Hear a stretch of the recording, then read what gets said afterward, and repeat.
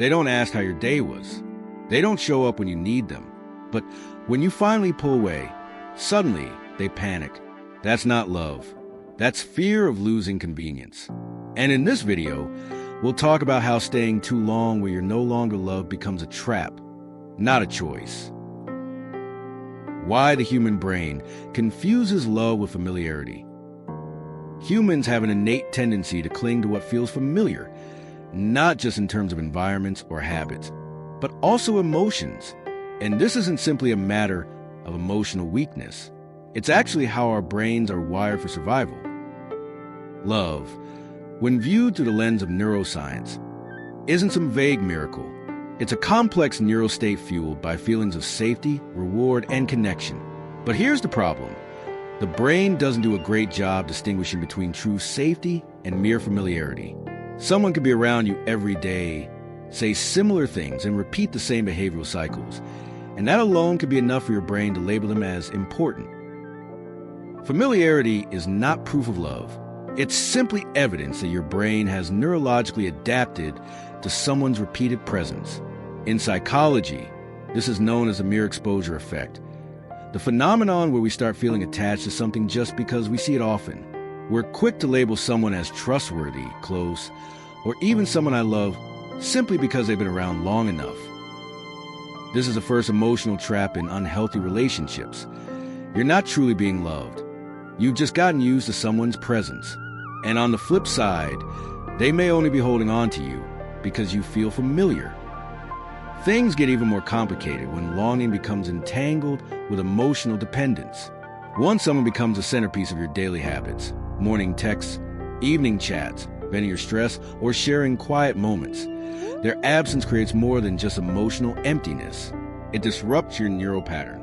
And when that disruption happens, your brain doesn't interpret it as they stopped loving me. It interprets it as losing a piece of what once felt like your life. That's why so many people stay in unhealthy relationships. Not because they don't realize something is wrong, but because they feel unsafe without that familiar presence. But this isn't love. It's your nervous system fearing change. The confusion between love and familiarity is a mental shortcut your brain takes, and falling for it doesn't make you weak. But here's the danger. If you don't clearly see the difference, you'll keep holding on to relationships where only one person is truly trying. The dopamine loop and the illusion of safety. To understand why it's so hard to walk away from a toxic relationship, we have to go back to a basic concept in neuroscience: dopamine. Dopamine is a neurotransmitter, but it's not just a so-called happy hormone the media often portrays it to be. In reality, dopamine doesn't create happiness. It creates motivation, the drive to pursue a reward. Your brain releases dopamine not when something good happens, but when it expects that something exciting, satisfying, or important might happen. And that something doesn't even have to be healthy or positive. Now imagine you're in a chaotic relationship. The other person is emotionally distant, hurtful, or disappears without explanation. But then out of nowhere, they come back with a warm message or say something like, "I miss you." In that moment, you feel saved. That tiny gesture triggers a powerful surge of dopamine. And this unpredictable mix of emotional neglect followed by sudden affection is exactly what gets your brain hooked. Now imagine you're in a chaotic relationship. The other person is emotionally distant, hurtful, or disappears without explanation. But then out of nowhere, they come back with a warm message or say something like, "I miss you." In that moment, you feel saved. That tiny gesture triggers a powerful surge of dopamine. And this unpredictable mix of emotional neglect followed by sudden affection is exactly what gets your brain hooked. In psychology, this is known as intermittent reinforcement.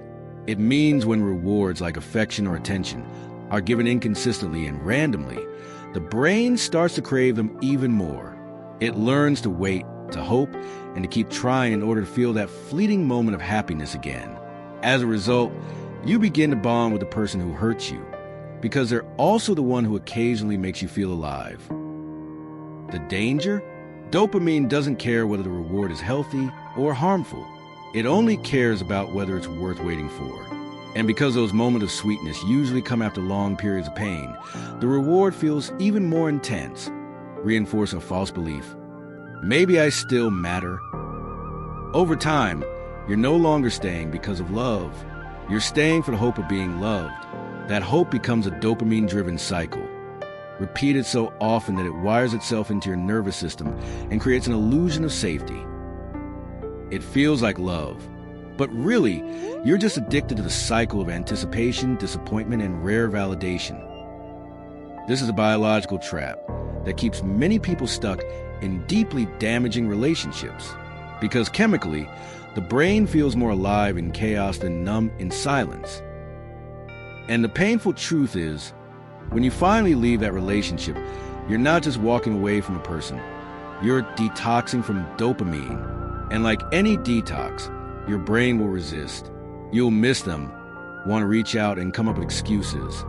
Not because they deserve it, but because your brain isn't used to peace. But silence doesn't mean something's wrong. Sometimes, it's the first sign that your mind is finally starting to heal. Applied psychology, why we stay in unhealthy relationships.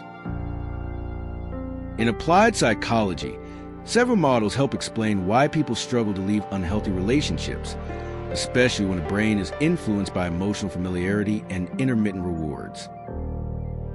One of the most significant theories is the concept of trauma bonding, developed from the work of Patrick Carnes.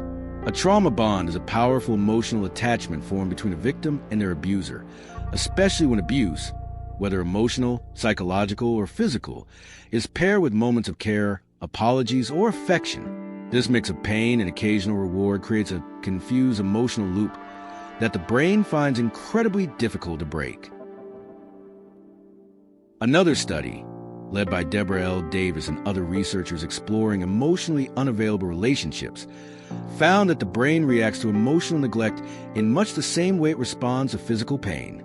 In an unconscious attempt to self-heal, people often try to fix the relationship instead of walking away, hoping that if they try hard enough, they'll feel whole again.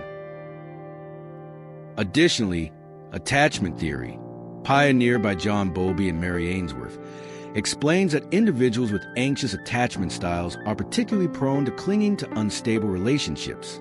Their sense of self-worth is often tied to being chosen and retained by someone else, no matter how inconsistent or hurtful that person may be. Together, these theories point to a crucial truth. Staying in a relationship isn't always about love. Often, it's the result of a deeply embedded web of neurological and emotional mechanisms, ones that make leaving feel far more terrifying than staying. The emotional dependency loop, why we stay when we should let go. In modern psychology, the concept of the emotional dependency loop is one of the most common explanations for why people remain stuck in unhealthy relationships without fully understanding why. Unlike genuine love, this loop doesn't stem from empathy, connection, or growth. It stems from fear, the fear of losing something familiar, even when that familiarity is painful. At its core, the emotional dependency loop forms when your sense of emotional worth becomes tied to someone else's presence and reactions. If they text you, you feel relief. If they go silent, you feel anxious. If they're angry, you blame yourself. If they compliment you, you feel like you're enough. But none of those feelings come from within you. They are entirely dependent on whether that person is present or not. Gradually, you fall deeper into this loop. You follow a familiar pattern, trying harder, sacrificing, adjusting, people-pleasing, just to get a glimpse of love or recognition. And when you're inevitably let down again, instead of pulling away, you double down on effort, because deep down you believe, if I'm good enough, maybe they'll stay. Let's look at 3 common examples. In romantic relationships, you're constantly disappointed by someone who ignores you, vanishes for days, or breaks promises. But the moment you're ready to walk away, they come back with a sweet message. Just one, "I miss you," is enough to erase all the pain, and the loop starts over. In friendships, you're the one always reaching out, planning hangouts, listening, and being there. But when you stop making the effort, the friendship disappears. What you called a friendship was actually one-sided. You needed them, but they only got used to being needed. In family dynamics, you push yourself to succeed, meet expectations, and avoid upsetting your parents, not because it brings joy, but because you're afraid of their disappointment. Every time you're criticized, you work harder, chasing a rare nod of approval. What you're really seeking isn't success. It's the feeling of being loved. All these examples point to the same truth. The more you try to prove you're worthy of love, the more you lose yourself. This is the heart of the emotional dependency loop, a cycle of hope and heartbreak that keeps you stuck, even when your logic knows you're no longer valued. Breaking this loop isn't easy, because it's not about reason. It's about deep neural pathways shaped by emotional patterns that feel familiar. And the first step to breaking free is recognizing that you're trapped. A clear sign you're caught in the emotional dependency loop. One of the clearest signs that you're stuck in an emotional dependency loop is this. You're always the one maintaining the relationship, while the other person only exists to respond, if at all. Take a moment to be honest with yourself. Who always texts first? Who makes the plans? Who fills the silence? Who apologizes, even when they're not at fault? If most of the answers are you, then this isn't a mutual relationship. It's a one-sided effort, a silent battle where only you are fighting to keep the connection alive. The other person might not be doing anything wrong. They're not saying cruel things. They're not cheating. They're not openly disrespectful. But they're silent, distant, emotionally absent, passively disengaged. And that, more than anything, is what's hurting you. What makes the pain worse is how you start doing the emotional work for them. Maybe they're just busy. Maybe they're not good at expressing feelings. Maybe I'm just too sensitive. You begin carrying their emotional weight. You make excuses for their coldness. You adjust your own behavior just to keep receiving tiny scraps of attention. But real love doesn't require you to constantly convince yourself that it still exists. If a relationship only stays alive when you're dragging it forward, only feels warm when you're the one providing the heat, and only feels close when you erase the distance, then it's no longer connection. It's a one-sided maintenance project, and you're doing all the work for two. The longer this dynamic continues, the deeper you sink into the illusion that your effort is what's holding everything together. But in reality, the only thing that remains is your exhaustion. So pause. Don't text first. Don't apologize first. Don't chase. And if they don't move toward you even then, it means this relationship was never moving in the same direction. It only existed when you pushed, and they stood still. Losing yourself while trying to keep someone else. Staying in a relationship where you're always the one trying, the one initiating, the one holding everything together, doesn't just leave you exhausted, it slowly disconnects you from yourself. This isn't just a momentary wound. It's a gradual erosion of your personal boundaries, quiet, steady, and constant, until you can no longer tell where your feelings end and where the emotional weight you've taken on for someone else begins. You used to be someone with clear values. You knew what felt right, what was too much, where your limits were. But then, little by little, you began to step back. At first, it was, maybe they're just busy. Then, I shouldn't text too much. Later, I'll just wait for them to reach out. And eventually, I won't bother them as long as they don't leave. Those steps backward don't happen all at once. They happen when you trade clarity for presence. Even if that presence is half-hearted, you convince yourself that sacrifice is love. But when only one person is constantly sacrificing, that's not love. That's the loss of self-worth. Worse, every time you try and don't get a response, your self-esteem takes another hit. You start asking, what's wrong with me? Am I not enough? If I were worthy, wouldn't they want me? Those doubts don't just hurt. They rewrite the way you see yourself. You stop believing you deserve love. You just try to be enough so you won't be left. The longer it goes on, the more the relationship becomes an unspoken contract where you're always the one losing.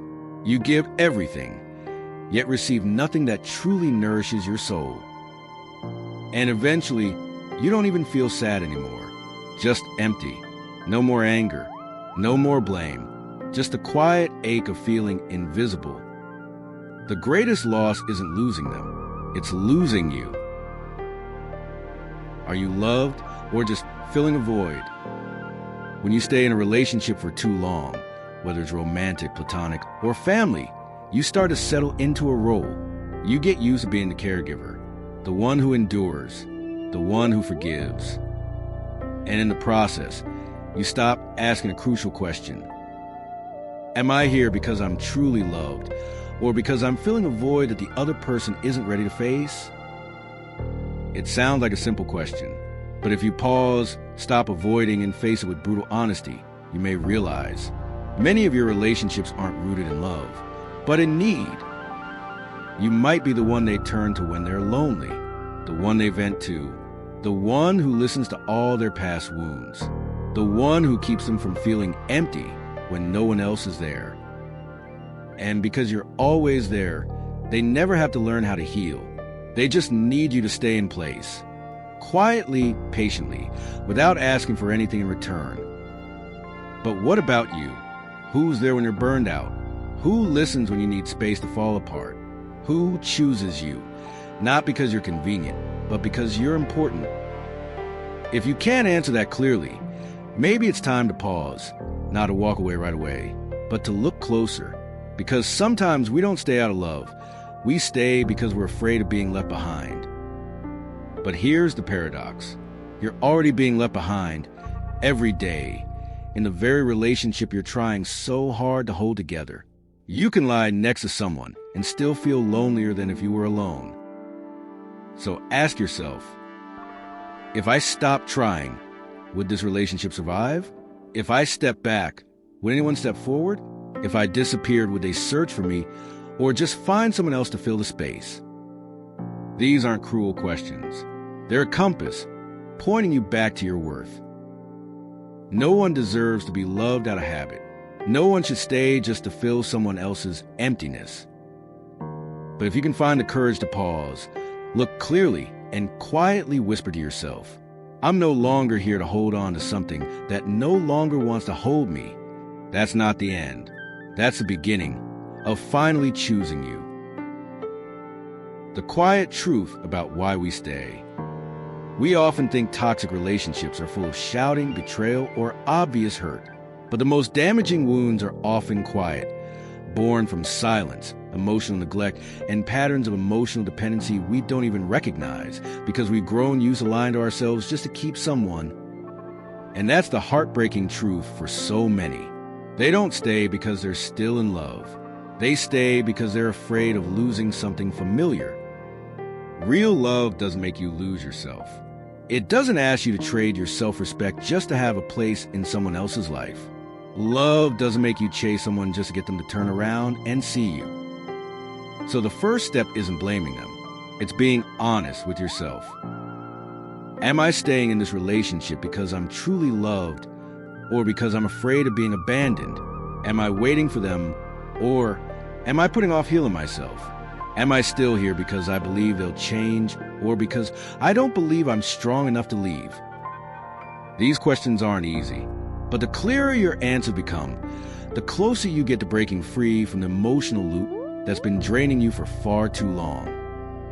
The most important lesson is this: real love never makes you question whether you're enough. If you constantly have to convince yourself that they care, that you matter, that you just need to try a little harder, then maybe what you're holding on to isn't love anymore. Maybe it's just fear. Fear of losing a part of your life that feels familiar. But familiarity is not a reason to stay. Peace is what you deserve. You can love someone deeply and still choose to walk away, not because you're heartless, but because you finally chose yourself. A healthy relationship doesn't make you hold it together every single day. It exists because both people choose to hold it.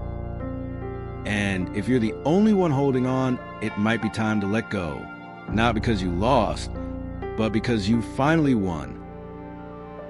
If you've made it this far, there's a good chance that something in today's message resonated with you. Maybe you're in the middle of an unclear relationship. Maybe you once loved someone who didn't love you back, simply because they felt familiar. Or maybe, right now, you're stuck in that lingering question. How do I know when it's time to let go? I don't have all the answers, but here's one thing I truly believe. You deserve a kind of love that brings peace, not one that makes you fight just to feel seen. If today's message touched you, feel free to share in the comments below. Tell me, what's the one thing that still weighs on your heart? I read every word.